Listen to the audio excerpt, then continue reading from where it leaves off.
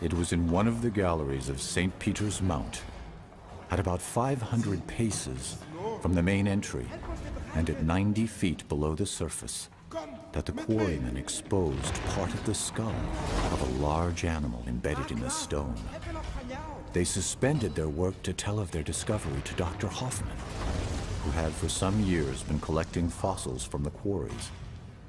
Dr. Hoffman, observing the specimen to be the most important that had yet been discovered, took every precaution to preserve it in one piece. After having succeeded in removing a large block of stone surrounding it and reducing the mass to a proper condition, it was transported to his home in triumph.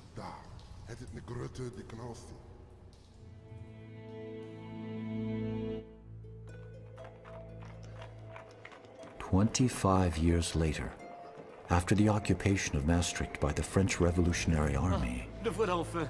Le voilà enfin. Messieurs, je vous en prie, portez-le. the famous fossil shows up one cold winter night at the National Museum of Natural History in Paris.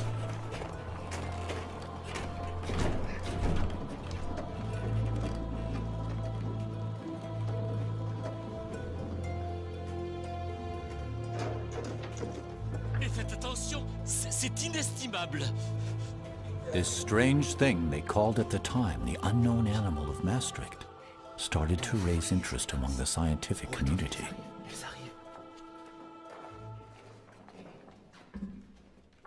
Allons, allons. Encore un effort. Sur la table. En douceur. Allez, messieurs, ouvrez-moi cette caisse. Oui, oui, c'est cela, ouvrez la caisse. Mais faites très, très attention. Messieurs, en même temps. What they discovered that night looked unlike any known living creature.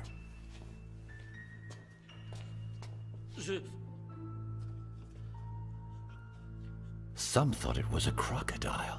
Je crois que c'est un Others crocodile. believed it to be a whale. Ce doit être plutôt Neither the shape of its teeth une baleine.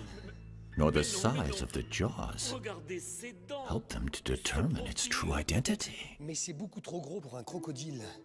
Alors qu'une baleine me Back semble then, plus appropriée. that is 40 years before the discovery of the first dinosaur. Nobody had ever thought that thousands of species could have lived and disappeared in a distant past. But everything was about to change.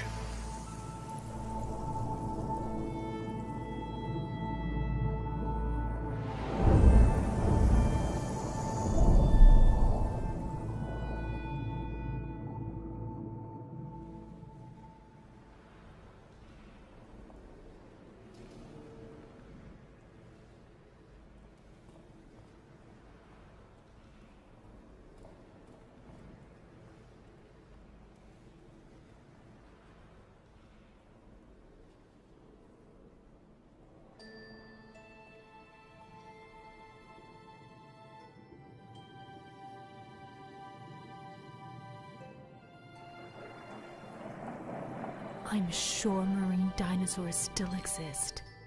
My apologies for intruding upon your thoughts, mademoiselle.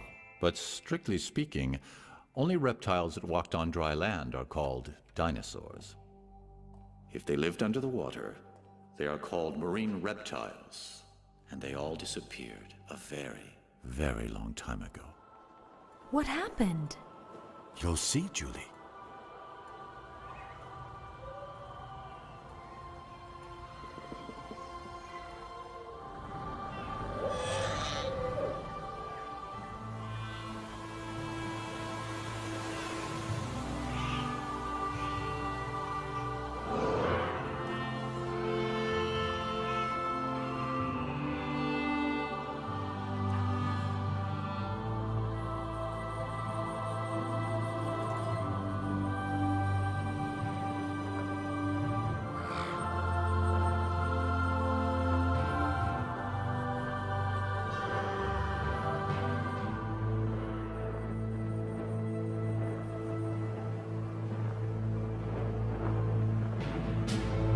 65 million years ago, reptiles ruled the world.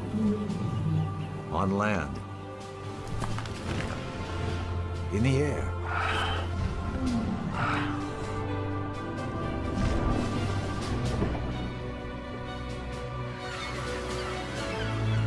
and reptiles were kings in all the seas as well.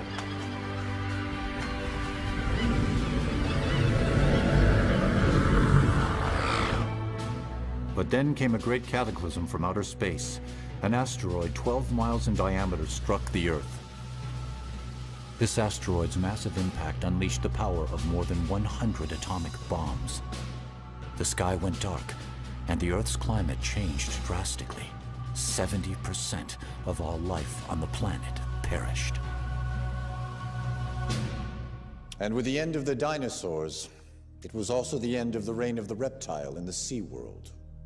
And when did you say that happened? 65 million years ago. So then humans came right after that. Humans will come a little later. How much later? 65 million years. You're kidding.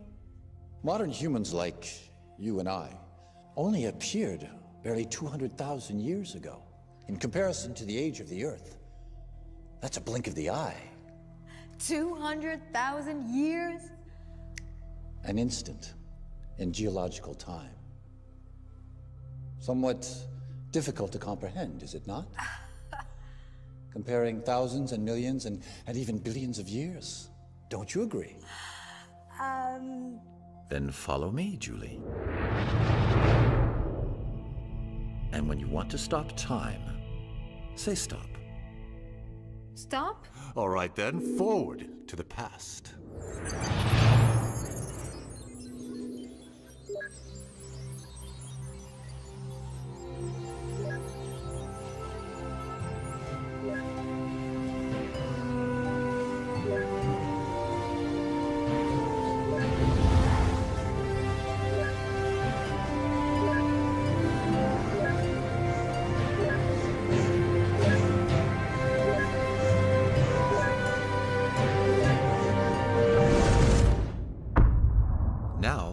Let's start slowly, from the beginning. Earth forms 4.5 billion years ago. Then life appears but remains microscopic for 3 billion years. In this time spiral, only the last turn interests us. That leads to our time. Let's consider this as a 12-hour clock.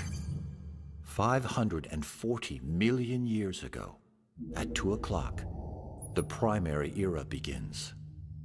Life grows and evolves in every environment. At 7:30, the secondary era, or the Mesozoic, begins. It is the age of reptiles. Including the famous dinosaurs. Yes, as well as flying and marine reptiles. The next and last era, the Cenozoic, is the age of mammals. On this clock, Homo sapiens, our minuscule species, appears just 8 seconds before 12. The Mesozoic takes place between the two major ecological crises that led to the extinction of many species on Earth, the largest at 7:30, and the last right there at 10 to 11. That one caused the extinction of the dinosaurs and large marine reptiles. But how did it start? Well, first, you'll need a microscope. Life on Earth starts in the water as bacteria 3.5 billion years ago. Slowly, this microlife evolves. Then, 650 million years ago, life becomes visible to the naked eye, soft-bodied organisms. The following 400 million years bring with them an explosion of life. New morphological forms appear, reaching considerable sizes.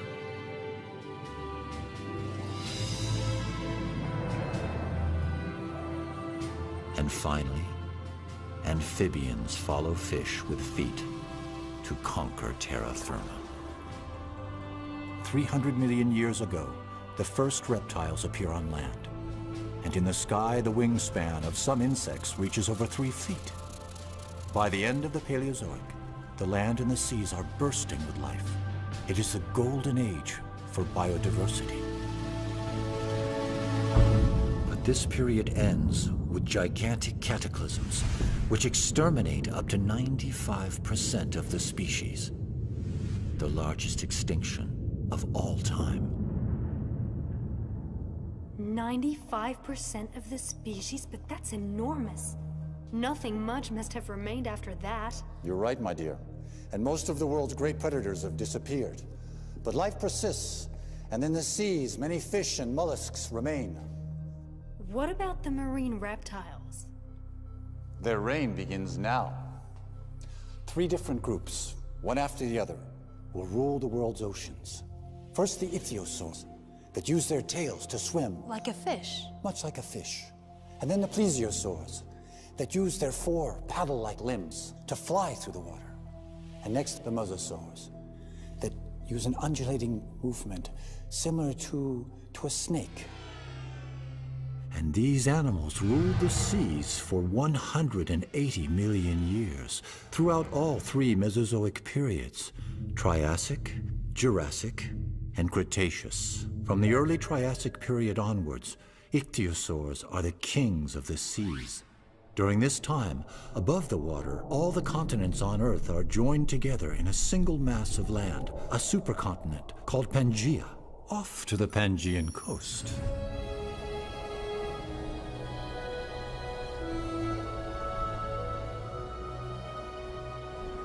Switzerland? Yes. At this time, most of Europe is underwater, a shallow and warm sea.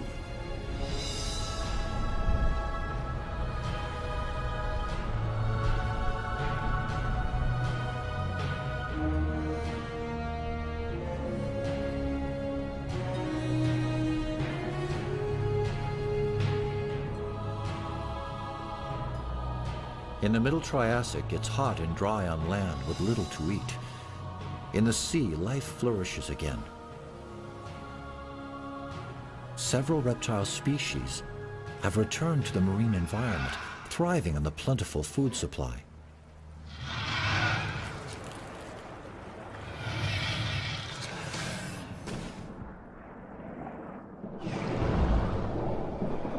The Tanistrophes hold a world record. In proportion to their bodies, they have the longest necks ever recorded. With his flat teeth, this placodont mostly eats seashells and mollusks.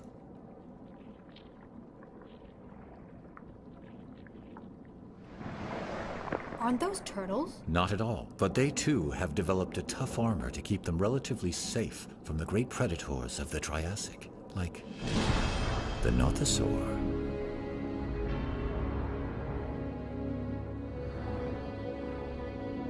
Over 13 feet long. Very dangerous, and an excellent swimmer. But it is no chance of catching up with a Mixosaurus. It looks like a dolphin. Except it's a reptile.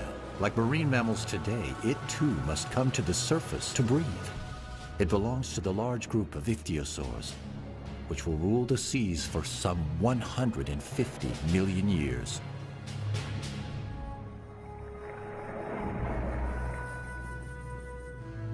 That one doesn't seem quite big enough to rule anything.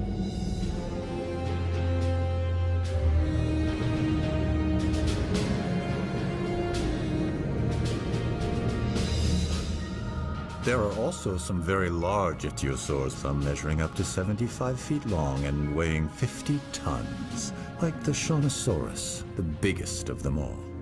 Wow.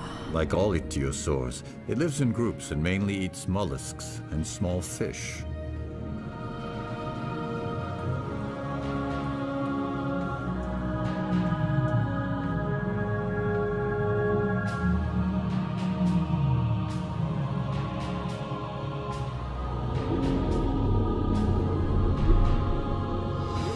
Like dolphins and whales. That's right. They are even born in a similar manner. What do you mean? Well, let's hear from an expert. the paleontologist Ryosuke Motani. He has just finished studying some very fine specimens from a famous fossil site in Germany. Many ichthyosaur fossils have been found at Holzmaden with their bones intact, and even with the imprint of the skin on the rock, which helped us to know the position of their fins. Some ichthyosaur fossils are so well preserved that we can actually see fetuses inside the mother's bodies, and some even being born. Unable to get out of the water to lay their eggs like other reptiles, ichthyosaurs gave birth in the water. The babies came out tail first, like dolphins today. Another one of the ichthyosaur's characteristics are its huge eyes, protected by donut-shaped bones, able to withstand extreme water pressure. A Jurassic ichthyosaur, the Ophthalmosaurus, stands out in the animal kingdom as having the largest eyes in proportion to its body. With these enormous eyes, it could make out its prey in the darkness of great depths.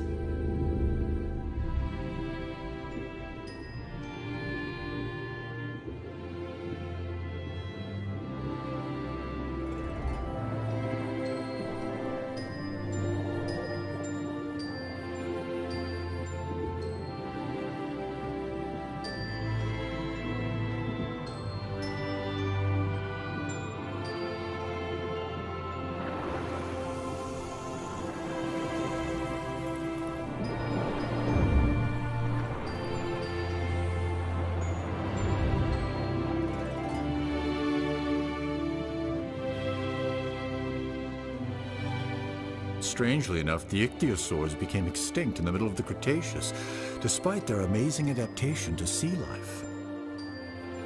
But how can we know so much about species that became extinct 90 million years ago? Perhaps because of the large number and the quality of fossils left. And, of course, thanks to those who discovered them. Here we are in London, in one of the most beautiful galleries devoted to Mesozoic marine reptiles. Nathalie Baudet is currently the French expert on these animals. A long time before dinosaurs were discovered, the remains of marine reptiles had been known to fossil collectors. Mary Anning. In the early 19th century, she was a child when she started to collect fossils around her home along the Dorset coast in southern England. During her lifetime, with an amazingly sharp eye, she found some of the most famous fossils, ichthyosaur and plesiosaur, exhibited here at the Natural History Museum of London. One of the most complete plesiosaur skeletons ever found was Romelosaurus.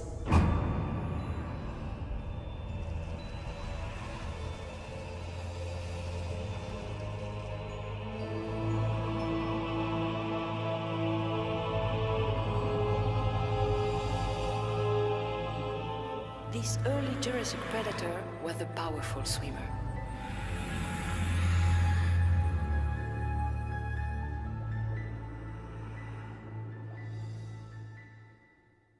During the Jurassic period, a new group of marine reptiles takes over, the plesiosaurs.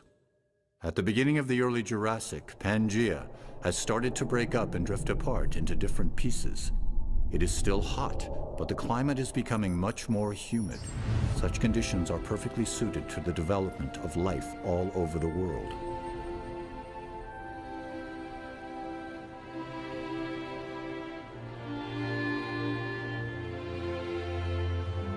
Now this sure seems more pleasant than the Triassic did. The Jurassic is considered the golden age of dinosaurs, isn't it? In fact, it's the golden age of life in general, and even much more so for the reptiles. Be they earth, flying, or marine reptiles. With their 4 strong paddles, plesiosaurs soon become the new kings of the seas. The first dinosaur to be named is Megalosaurus, which means great lizard in Latin. A well-deserved name for a 30-foot-long carnivore with a huge appetite. Mollusks like ammonites and belemnites experience an unprecedented growth and are on the menu of most marine predators.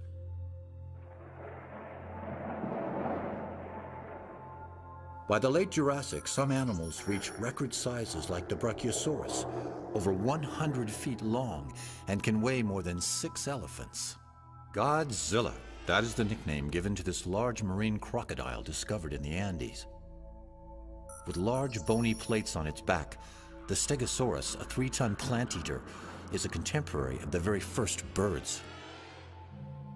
At the end of the Jurassic period, as the continents continue to drift, new oceans appear, and new plesiosaur species rule the deep.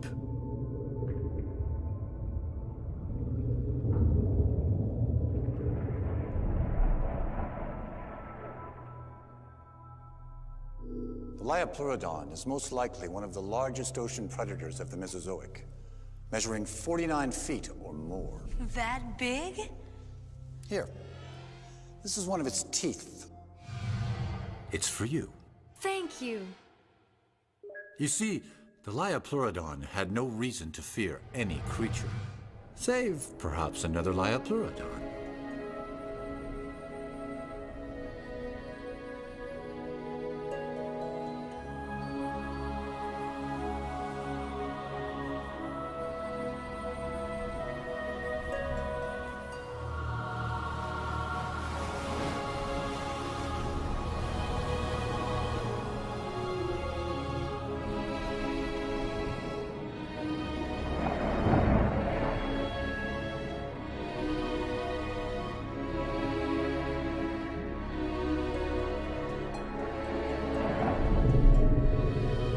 Here is a pair of Liopleurodon.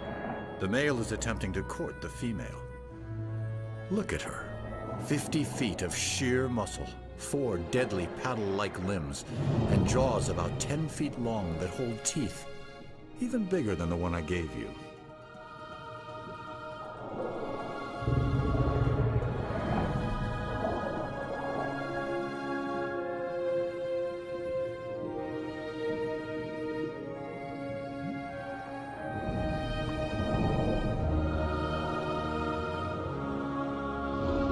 During this process, the male makes himself extremely vulnerable to the female.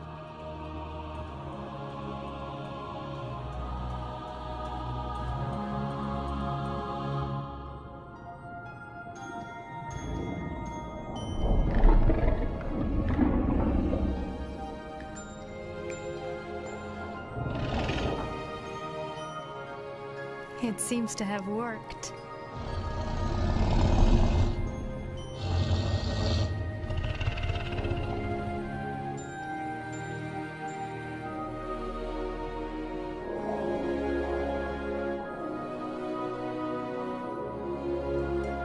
Now that she's chosen him as her partner, the pair needs to head to the safer coastal waters to reproduce.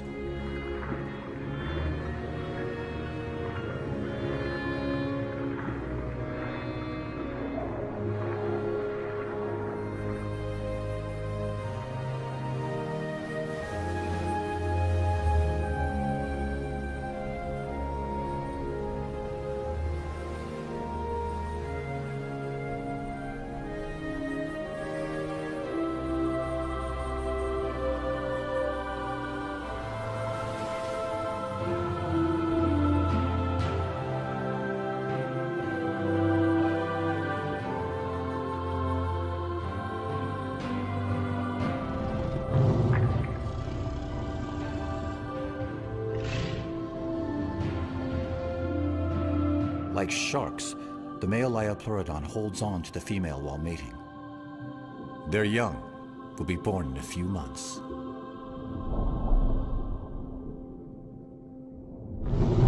What happened? It seems that upon separating, she has accidentally injured his eye. The pain has made him lose consciousness for a while. In the end, though, the Liopleurodon remains a super predator that lives alone.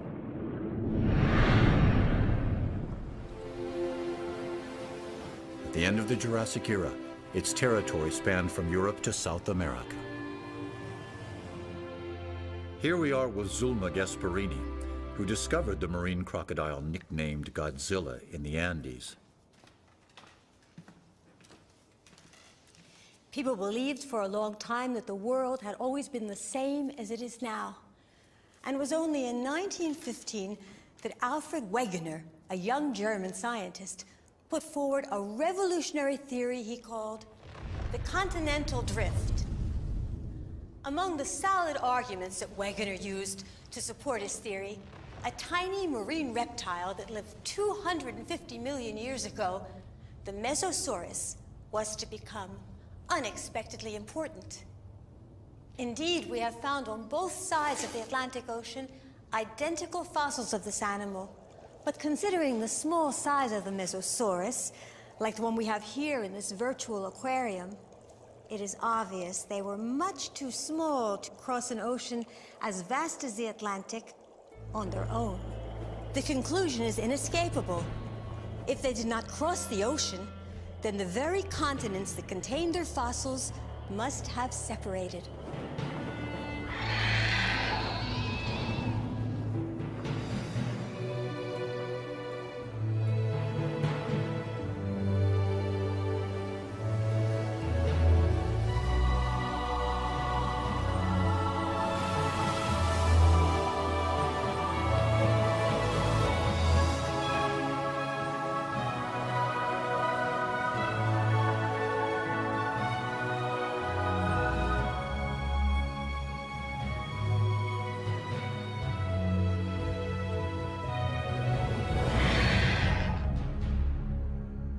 The Jurassic was the age of giant animals.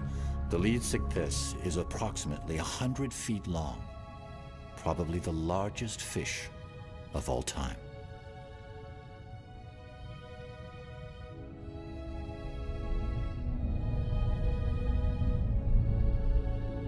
What are these long-necked plesiosaurs called? Those are elasmosaurs. They're gulping down gastroliths, stones they swallow in order to help their digestion.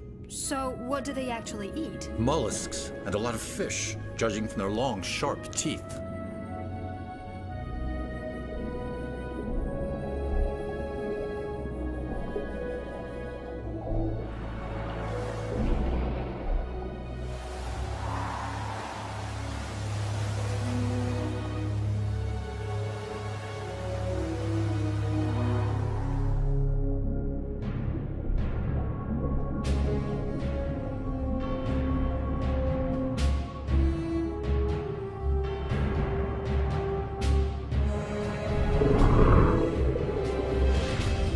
I believe that's the male Liopleurodon that was wounded some time back. Oh yes. With one eye missing, it's not easy.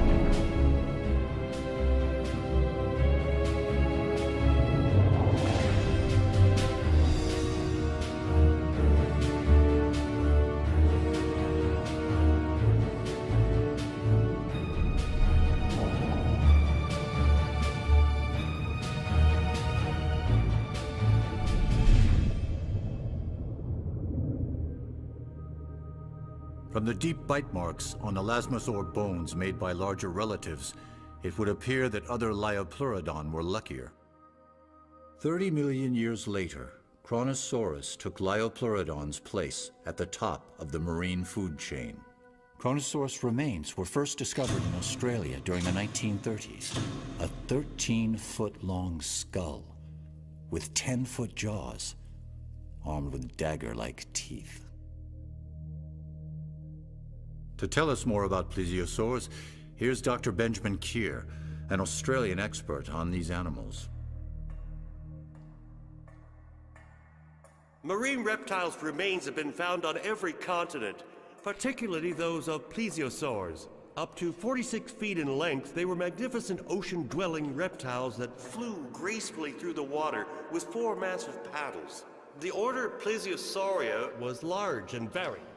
It's been broadly divided into 2 superfamilies based on their overall body structure. Some of them, thanks to their large heads and powerful short necks, were the super predators of their time, like Kronosaurus.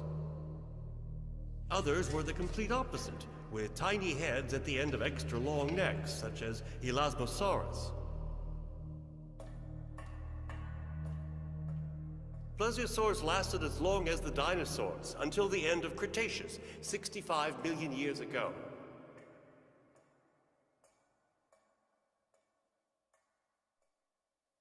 The late Cretaceous is the very last period of the Mesozoic era, and it is the age of mosasaurs. The land masses of the Earth have nearly reached their present positions. The interior seas of the Americas retreat, but Europe is still partly covered by shallow waters.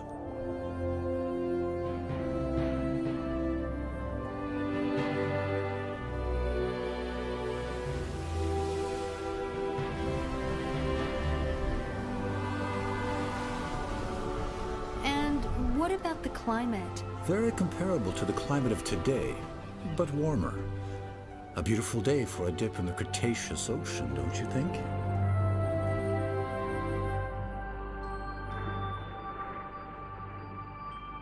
As has been the case for millions of years, mollusks are still a favorite meal for most predators.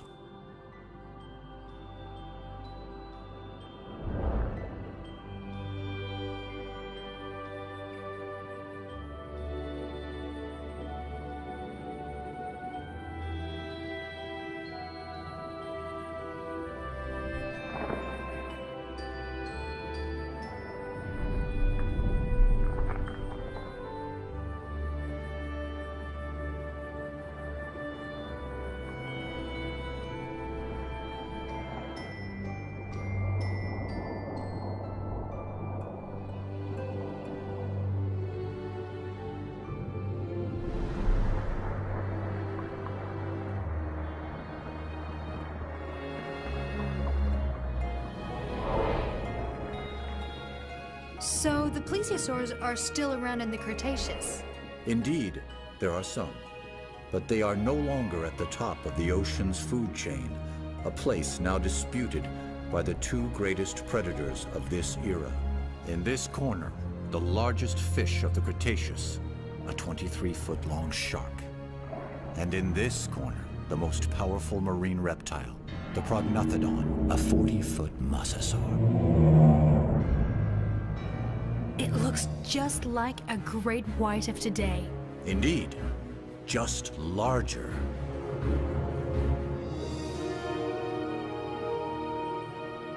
But the shark is never going to measure up to that. We can't be too sure. You see, it has a distinct edge over its opponent. The shark doesn't need to come up to the surface to breathe, so...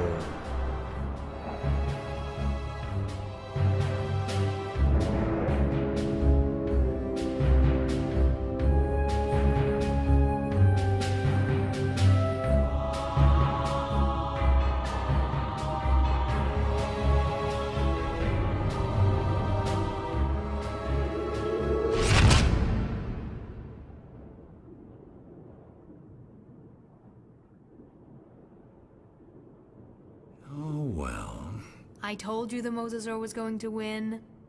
This time, yes. But it wasn't always the case. We've even found shark teeth embedded in mosasaur bones. So the sharks did get their teeth into them from time to time.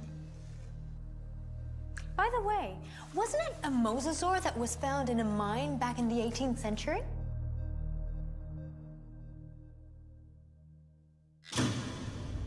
Here we are, very close to the mine where the famous unknown animal of Maastricht was found around 1770.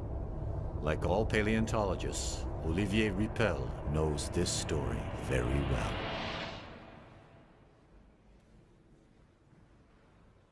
In 1795, when the fossilized mosasaur of Maastricht arrived in Paris, Georges Cuvier was a young 26-year-old anatomist who had just started working there at the Museum of Natural History. This skull was the first great fossil ever to be thoroughly studied by scientists who found it quite difficult to classify this creature. But it was Georges Cuvier who would provide the solution based on comparative anatomy. The reptile from the Meuse River, the mosasaur, was a giant sea lizard, a close relative of the monitor lizards. But this species became completely extinct before the dawn of time. And so, the mosasaur helped to support Cuvier's hypothesis that several universal cataclysms occurred on Earth in the distant past. And thanks in part to this large animal, Georges Cuvier is recognized today as the father of paleontology.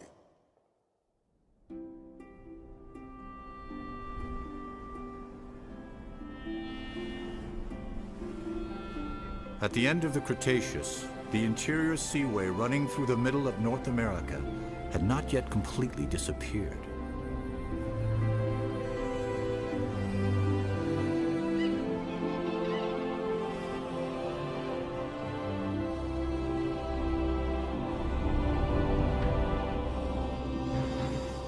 So there are sharks on the other side of the Atlantic as well. In addition to marine reptiles, they are found in all the oceans. Contrary to dinosaurs, marine animals don't have any borders.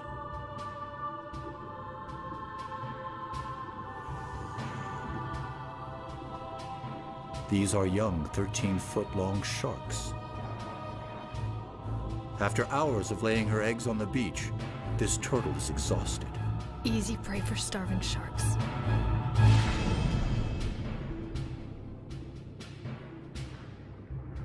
Ah, but they are not alone. A mosasaur.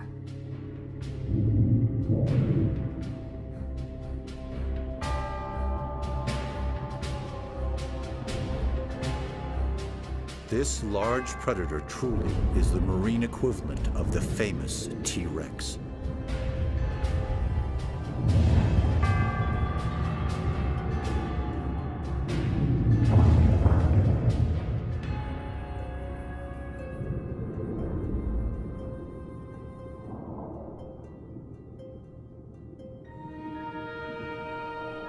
The mosasaur will become the last ruler of the ancient seas.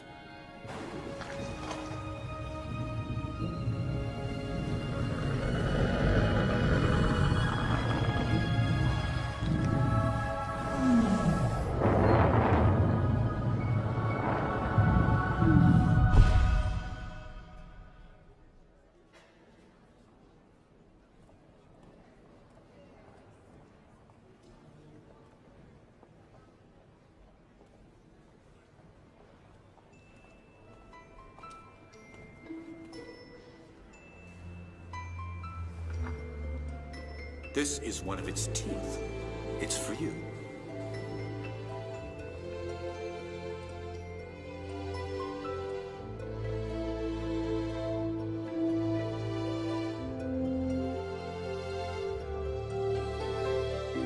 Without fossils, no one would have ever dreamed that there were successive epochs in the formation of the Earth.